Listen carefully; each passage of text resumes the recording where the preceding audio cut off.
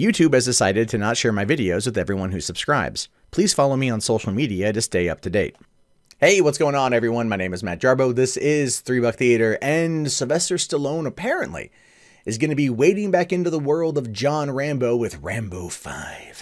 Now, Rambo 4, or just known as Rambo, released in January of 2009, and that movie is 9 years old at this point, and it is still, in my opinion, outside of the first Rambo, the best Rambo. I mean, holy crap, that movie was good. Not only was it exceptionally violent, exceptionally bloody, had some really good one-liners, actually a really solid story, and Stallone, from a director's perspective, really brought it.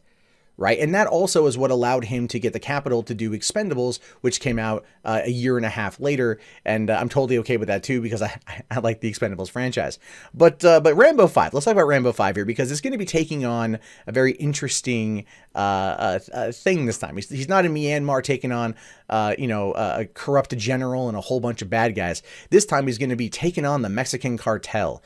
Now, this is not the first time this has actually been hypothesized. At the end of Rambo, it shows him returning home to Arizona to his father's farm.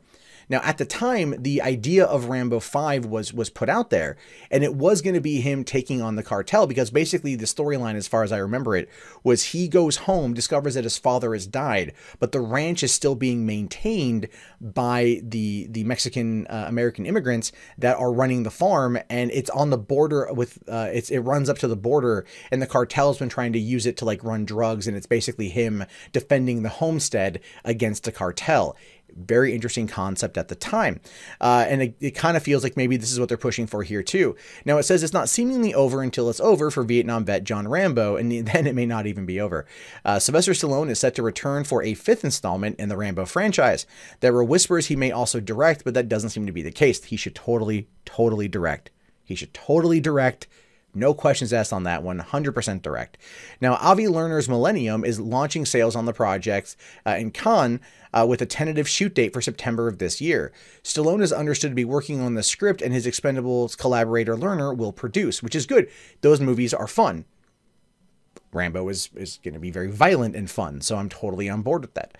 In the 5th episode of the franchise, when the daughter of one of his friends is kidnapped, Rambo, who's been working on a ranch, crosses the U.S.-Mexican border and quickly finds himself up against the full might of one of Mexico's most violent cartels, which is a little bit different from the original story that I told you that was the original pitch for Rambo 5.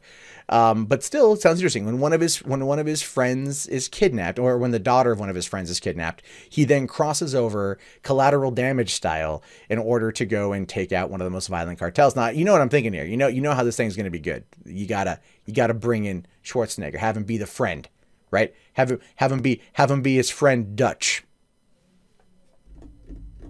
You know, come on. You know you want it. You totally know you want a crossover. You totally know for the final Rambo movie, let's just say, screw it, bring in Dutch, right? Make it a thing. Like, oh, I've been to the jungles of Costa Rica before. Mexico ain't shit. And then go down there and fight the cartel. Now, the problem with this type of movie, and I'm going to be honest with you guys, based on our current political climate, is it's going to get probably lambasted pretty heavily for how he crosses the border and how they interact with Mexican culture. If there's no wall, if there is a wall, they should just blow a hole right through it. That'd be pretty funny. Just kind of as a symbolic, symbolic statement against Donald Trump, because I have a feeling that might be part of it. That could be part of the storytelling. But the concept of the movie sounds interesting. It does. The concept sounds interesting. It sounds good. Rambo, working on a ranch. His family's ranch. I think that's still going to be a plot point. And one of his friend's daughters is kidnapped. And he, they don't know who he is. They don't know what he's done. They don't know how many bodies he's left in his wake. And he goes down there and just takes on the cartel. Now, the cartel is going to be a very interesting thing to look at. And I think if it were me, I would very much be wanting to discuss through the lens of this movie, the sheer brutality of the cartel. I've been on the internet for a long time, and I've seen a lot of things on the internet, and one video still to this day will frighten me if I think about it. And it was a video I saw on 4chan of 2 cartel members decapitating a woman with a machete. and it was more like her screams and the chopping sound, and like, but that's a part of life down there, and I can never get that video out of my head if it pops up. Like, I'm thinking about it right now, and you know, and so like, but we've seen the pictures that have come out. If you've never seen the photos, consider yourself lucky.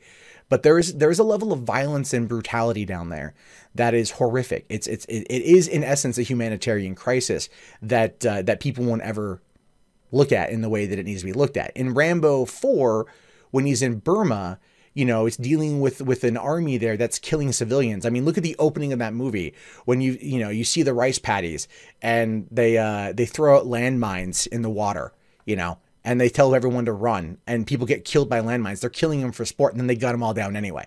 Like, that kind of violence was something that he actually wanted to draw attention to because that was actually happening.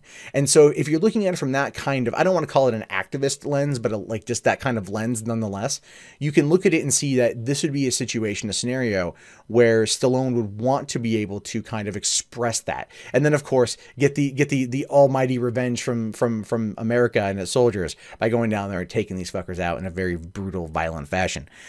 So I think that's going to be the case. Now, here's the thing. There was a movie that was pitched. It was Rambo 5 that was pitched after the other one. And this one was way out there, way crazy. But essentially it was called Rambo the Big Hunt. And it was, I'm not kidding you, this is a legitimate pitch. It was Rambo teams up with a group of special forces people to hunt down a creature south of the border. Like El Chupacabra or Bigfoot or something. It's some kind of creature that is living and they need Rambo to hunt it down, right? It basically became like a knockoff of Predator at that point. In which case I'm like, Rambo versus Predator, right?